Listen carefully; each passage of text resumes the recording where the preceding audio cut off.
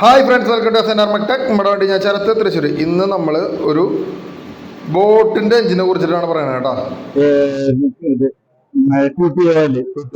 അത് എഞ്ചിന് ഒരു 4 stock engine അല്ല, 2 സ്റ്റോക്ക് എഞ്ചിൻ. അപ്പൊ അതിന്റെ ഓയിൽസ് കൺസ്ട്രക്ഷനും കാര്യങ്ങളാണ് ഇതിനകത്ത് കാണിക്കുന്നത്. ഇത് ഓയിലിന്റെ പമ്പാണ്.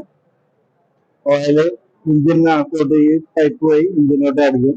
ഇതാണ് ഗ്യാസിന്റെ ഇഞ്ചക്ടർ ഫിറ്റ് ചെയ്തിട്ടുള്ളത്. ഓക്കെ, ഗ്യാസ് ഇഞ്ചക്ടർ ആണ്. ഇത് ECU സിസ്റ്റം, ECU ആണ്. ഓക്കെ, ഇത് ഞങ്ങളുടെ പ്രോട്ടോടൈപ്പ് ഡെവലപ്പ് ചെയ്യാൻ വേണ്ടിയിട്ട് ഞങ്ങൾ ചെയ്ത പ്രൊഡക്റ്റ് ആണ്. ഇതിന്റെ ഫൈനൽ പ്രൊഡക്റ്റ് എന്ന് പറഞ്ഞാല് പിന്നെ ഫിഷർമാൻ വന്നിട്ട് ഈ ഇതിലോട്ട് പ്ലഗ് ചെയ്യുന്ന സിസ്റ്റം ആയിട്ട് എല്ലാം ഒരു പ്ലഗിങ് സിസ്റ്റത്തിലേക്ക് മാറ്റും. അവന് വർക്ക് കടലിൽ പോയി വന്ന് തിരിച്ചു പോകുമ്പോ സൂട്ട്കേസ് പോലെ കൊണ്ടുപോകുന്നത് പോലുള്ള ഒരു മെത്തേഡിലാണ് നമ്മളത് ഡെവലപ്പ് ചെയ്തിട്ടുള്ളത്. അപ്പൊ പിന്നെ അവന് എത്ര ലിറ്ററിന്റെ വേണമെങ്കിൽ കയറി ചെയ്യാം. അവന്റെ അവസ്ഥ എന്ന് വെച്ചാൽ ഇന്ന് ഒരു അവനെ ഓടുന്ന ഒരു മണിക്കൂർ അവന് ഓടുന്നതിൽ മിനിമം അവന് 8 to 10 കറപ്ഷൻ അതിന് അവന് ഒരു മണിക്കൂർ ഓടുന്നതിൽ 1000 രൂപ വരും. 19 കിലോ സിലിണ്ടർ. ആ LPG സിലിണ്ടർ 8 അവർ ഓടണമെന്നുണ്ടെങ്കിൽ അവന് 2000 രൂപന്റെ ചെലവുള്ളൂ. അത് അവിടുത്തെ അവർ നടന്നത് ഞങ്ങള് പ്രൂവ് ചെയ്ത് ഇതാണ്. നിങ്ങൾ കടലിൽ 1 ഇയർ ആയി ഇത് ചെയ്യാൻ തുടങ്ങിയിട്ട്. ഇതിന്റെ R&D നടത്തിക്കൊണ്ടേയിരിക്കണം. R&D ചെയ്ത് എല്ലാ ഫൈനൽ സ്റ്റേജ് ആയി. ഇതിന് ഞങ്ങൾ 24-ലാണ് ഞങ്ങള് ലോഞ്ച് ചെയ്യാൻ പോകുന്നത്. ഇതൊന്ന് പ്രശ്നം എന്താ വെച്ചാല് ഇവർക്ക് നമ്മളെ ഫിഷർമാന് ഒരു ധൈര്യം ഇല്ലാതെ കിടക്കുകയാണ്.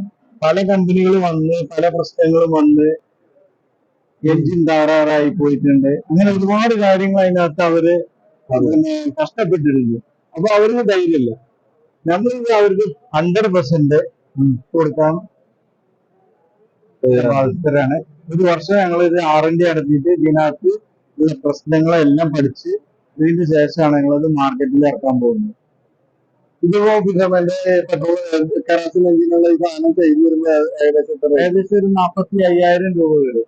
ശരിക്കും ഒരു ഫിഷർമാൻ 2-3 ടേം കടലിൽ പോയി വന്നാൽ അവന് ഈ ഇൻവെസ്റ്റ് ചെയ്ത പൈസ തിരിച്ചു കിട്ടും. കാരണം ഞങ്ങളിത് ഉപയോഗിച്ചുകൊണ്ടിരിക്കുന്ന ഒരു വർഷം പോലെ ഞങ്ങൾ ഇതിന് R&D നടത്തി. എത്രയാണ് ഇതിനുള്ളിലുള്ള ലാഭം. അവരെ കാര്യം എന്ന് പറഞ്ഞാൽ എപ്പോഴും അവർ ഈ കറപ്ഷൻ വാങ്ങുന്ന ആളുകൾക്ക് അടിമായി കിടക്കുകയാണ്. അതെ, പൈസ കിട്ടുന്ന പൈസ അവർക്ക് കറപ്ഷന് പൈസ കൊടുക്കാനേ ഉള്ളൂ. ഇത് ലീഗൽ പ്രൊഡക്റ്റ് ആയിട്ട് അവർക്ക് കൊടുക്കാവുന്ന സംവിധാനമാണ് ഞങ്ങൾ ചെയ്യുന്നത്. സ്റ്റാർട്ട് ചെയ്യണമെങ്കിൽ സ്റ്റാർട്ട് ചെയ്യാം.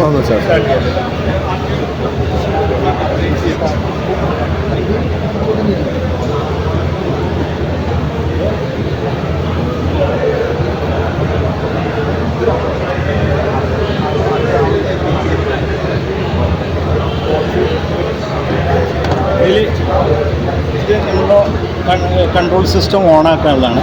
ഗ്യാസിൻ്റെ ഓണാക്കാനുള്ളത്. ഇത് വന്ന് ഓയിൽ പമ്പ്.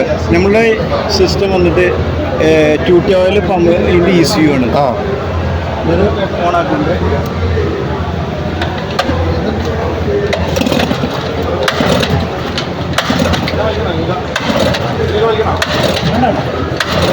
അതൊന്ന് വലിച്ചണി.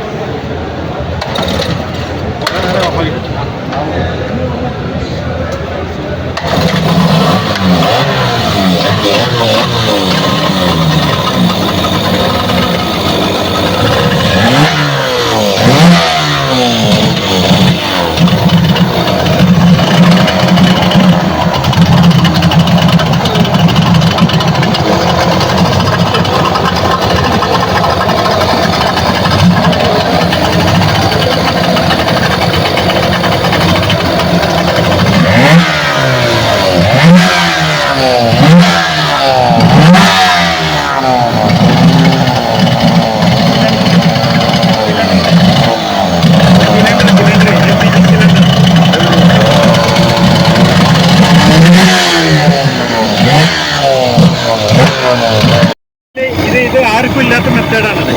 ഇതൊരു ECU ആണ്. ഓയിലിന്റെ കൺട്രോൾ ഇതിനകത്താണ്. ഓക്കെ, അതാണ് സെൻസറിന് ECU ചെയ്തോളും. ഇത് ഓയിൽ വന്നുകൊണ്ടിരിക്കുന്നതാണ്. ചെയ്ത് അടിക്കുന്നത് 6000 RPM കടലിൽ പോവാം ഒരേ ടൈം.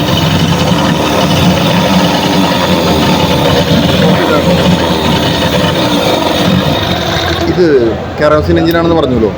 കെറോസിൻ എഞ്ചിൻ എന്ന് പറയുന്നത് ആ കെറോസിൻ എഞ്ചിൻ സ്റ്റാർട്ടിങ് പെട്രോളാവോ? അല്ല, ഇതല്ല നോർമൽ കെറോസിൻ എഞ്ചിൻ. ഇത് ഗ്യാസ് കയറ്റുന്നതിന് മുമ്പ് ഇത് സ്റ്റാർട്ടിങ് പെട്രോളാണോ? ഇല്ലല്ല, ഈ ഗ്യാസ് കെറോസിനിലായിരുന്നു ബോഡിന്റെ. അല്ല, ഞാൻ ചോദിക്കുന്നത് ചേട്ടാ, ഇത് ഗ്യാസ് കയറ്റുന്നതിന് മുമ്പ് ഇത് സ്റ്റാർട്ടിങ് പെട്രോളായിരുന്നു? പെട്രോളിൽ. ഓക്കെ, അപ്പൊ ഇനിയിപ്പോ ഇത് അപ്പൊ കെറോസിൻ ഇഞ്ചക്ടർ വെച്ചിട്ട് ഇഞ്ചക്ട് ചെയ്യുന്ന സിസ്റ്റം അല്ലല്ല, കാർബറേറ്റർ സിസ്റ്റം ആയിരുന്നു കെറോസിൻ.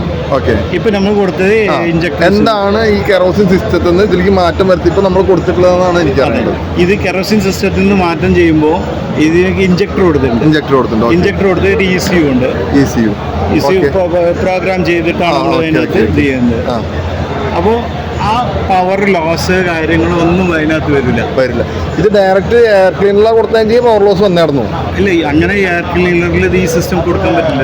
ഇത് ഡയറക്റ്റ് എഞ്ചിനിലേക്കാണ്. അപ്പൊ ഇത് കയറ്റി കഴിഞ്ഞ് പിന്നെ നമുക്ക് മറ്റേതിന് കെറോസിൻ ഉപയോഗിക്കാൻ പറ്റും.